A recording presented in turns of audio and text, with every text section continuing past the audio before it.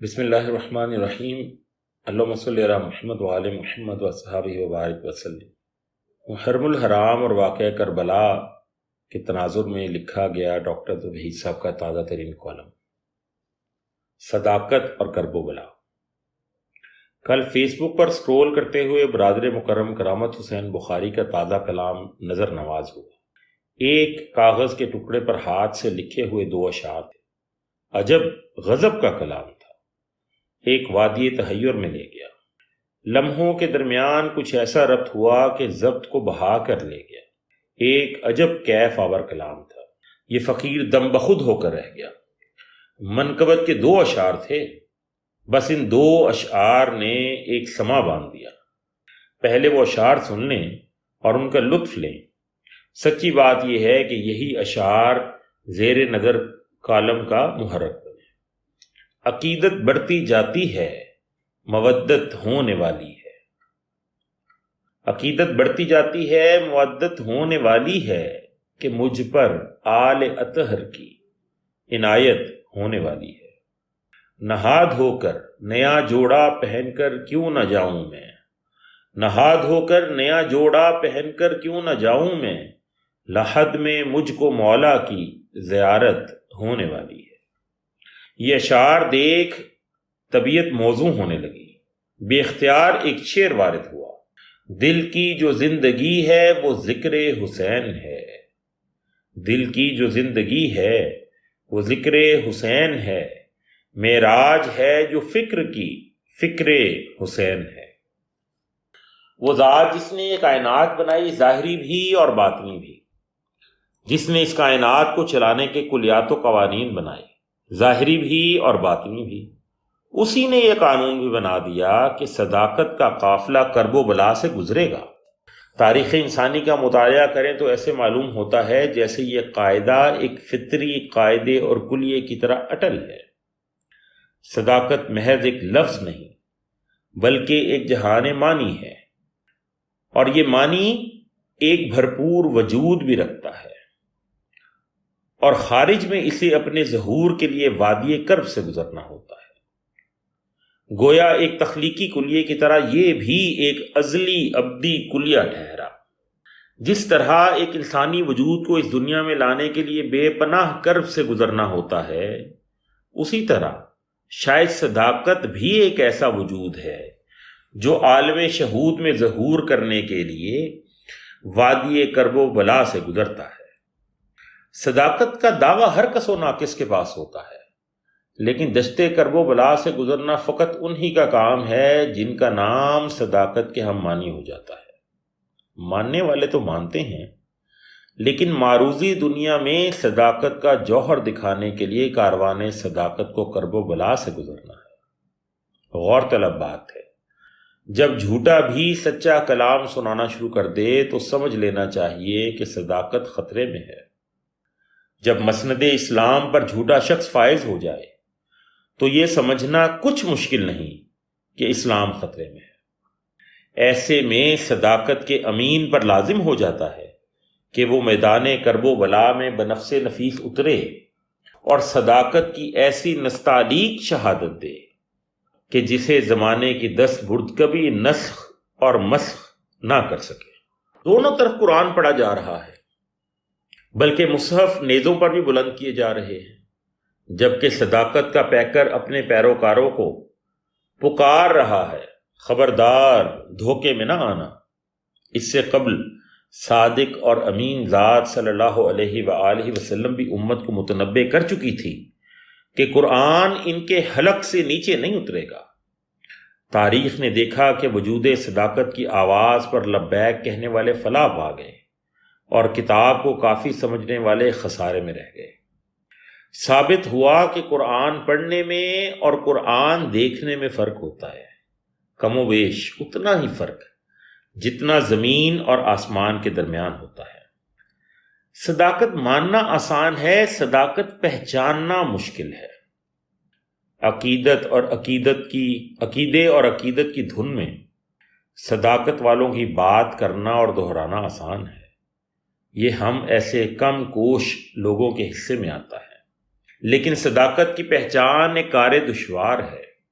صداقت پہچاننے کے لیے صداقت والوں کے ساتھ چلنا ہوتا ہے۔ قرآن میں صرف سچ بولنے کا حکم نہیں، بلکہ حکم یہ ہے کہ سچوں کے ساتھ ہو جاؤ، کونوا مع الصادقین۔ جھوٹ سے بچنے کا حکم ہے، واجتنبوا قول الزور۔ گویا منکرات سے بچنا ایک ذاتی اور انفرادی عمل ہو سکتا ہے۔ تنہائی کے آنگن میں اپنے ضمیر سے ہم کلام ہونے سے ہم بیشتر منکرات سے بچ سکتے ہیں، لیکن صداقت تک پہنچنا اجتماعی طور پر بھی لازم ہے۔ یہاں اہم بات یہ ہے کہ صداقت اپنی عرضی صداقت نہیں ہوتی، بلکہ ایک معروضی حقیقت ہوتی ہے، اور یہ معروضی حقیقت ہمیں ایک وجود زندہ دار کی صورت میں دکھائی دے گی۔ مرشدی حضرت واصف علی واصف رحمۃ اللہ تعالی علیہ فرمایا کرتے کہ سچ وہ ہے جو سچے کی زبان سے نکلے، یعنی صادق کی زبان سے ادا ہونے والی بات کو ہی صداقت کہیں گے۔ مرشد نے کس خوبصورتی سے اہل فکر و فلسفہ کے لیے معمہ صداقت حل کر دیا، یعنی معیار مطلق کائنات نہیں بلکہ وجہ کائنات ہے۔ گویا صداقت کی تلاش میں انسان کو خارج کا محتاج بھی نہیں کیا گیا۔ معیار صداقت انسان ہی قرار پایا۔ کائنات خارج ہے اور اس کا باطن انسان ہے۔ انسان خلاصہ کائنات ہے۔ گویا صداقت کا معیار خارج میں نہیں بلکہ باطن میں ہے، لیکن اس طرح نہیں کہ ہر کسی کے لیے صداقت اپنی اپنی ہو کر رہ جائے اور یوں ہوا میں بکھر کر رہ جائے، بلکہ خارج میں بھی اس کا تعین ایک معیار مطلق کی صورت میں موجود ہو۔ جتنی بڑی صادق ذات ہوگی اتنی ہی بڑی صداقت ہوگی۔ صادق مطلق ایک ہی ذات بابرکات صلی اللہ علیہ وآلہ وسلم ہے، جو وجہ تخلیق کائنات ہے۔ صادق ذات کا فرمایا ہوا حرف صداقت ہے۔ اس شاہ والا صفات نے فرمایا ہے، حسین مجھ سے ہیں اور میں حسین سے ہوں۔ یہ قول ظاہر و باطن میں مکمل صداقت ہے، یعنی حسین مجھ سا ہے یا مجھ سے ہے، دونوں طرح جامع اور مکمل ہے۔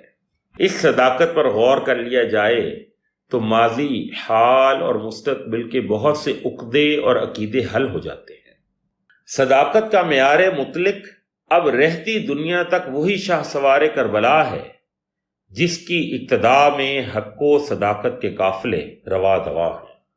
محبت، اخلاص اور صداقت ہم زاویہ ہیں۔ گویا یہ ایک ہی حقیقت کا سہ رخی منشور ہے۔ اسی منشور سے رنگ رنگ کی شعائیں نکل کر کونین میں پھیل رہی ہیں اور نصاب زیست مرتب کر رہی ہیں۔ محبت، اخلاص اور صداقت قربانی طلب کرتے ہیں۔ قربانی دینے والا ہی اپنے دعوے کی سچائی ثابت کرتا ہے۔ قربانی سے ہے۔ قربانی قرب کا ثبوت ہے۔ رہے قربت میں اگر کوئی چیز قریب تر ہے تو یہی منشور صداقت ہے۔ قرب حقیقی رکھنے والے قربانی سے گزرتے ہیں اور سرخ روح ہوتے ہیں۔ یہ سرخ روئی ظاہر پرستوں کی نظر سے اوجھل ہوتی ہے۔ ظاہر پرست اور مفاد پرست کامیابی اور ناکامی کے فیصلے فوری کرنا چاہتے ہیں۔ فوری فیصلے چاہنے اور کرنے والے فیصلے کے دن خوار ہوتے ہیں۔ ایک فیصلہ فیصلے کے دن ہوتا ہے اور ایک فیصلہ تاریخ کی عدالت میں ہوتا ہے۔ تاریخ کی عدالت کا فیصلہ ہی فیصلہ کن ہوتا ہے۔ محبت اور اخلاص کی طرح صداقت بھی وادی کرب و بلا سے بلا خوف و خطر گزرتی ہے۔ صداقت حق ہے اور حق صداقت۔ صداقت حق کی طرح لا شریک ہے، دوئی پسند نہیں۔ شرکت میان حق و باطل قبول نہیں کرتی، اپنی یکتائی پر کبھی سمجھوتا نہیں کرتے۔ مصلحت اور مداحنت اس کا شیوا نہیں۔ یہی وجہ ہے کہ صداقت تنہا رہ جاتی ہے۔ مصلحت پسندوں اور مفاد پرستوں کا ایک انبوہ کثیر ہے جن کی بصارت و بصیرت دولت و حشمت کی چکا چوند سے خیرہ ہوئے جاتی ہے۔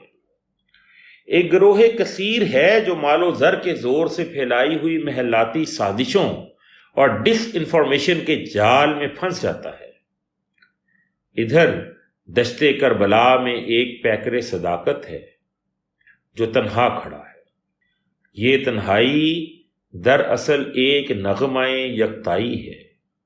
یہ پیکر یکتائی اپنے ہم مشرب نفوس کے علاوہ کسی کے ہمراہی و معاونت قبول نہیں کرتا۔ حریم ناز کا محرم راز پوری کائنات میں تنہا ہے۔ عرش معلی اور کربلائے معلی، عرش معلی اور کربلائے معلی قاب قوسین کی حد تک ایک دوسرے کے قریب ہے۔ حسین تنہا نہیں، واحد ہے۔ اللہم صلی علی محمد وعلی محمد وصحابہ وبارک وسلم۔ السلام۔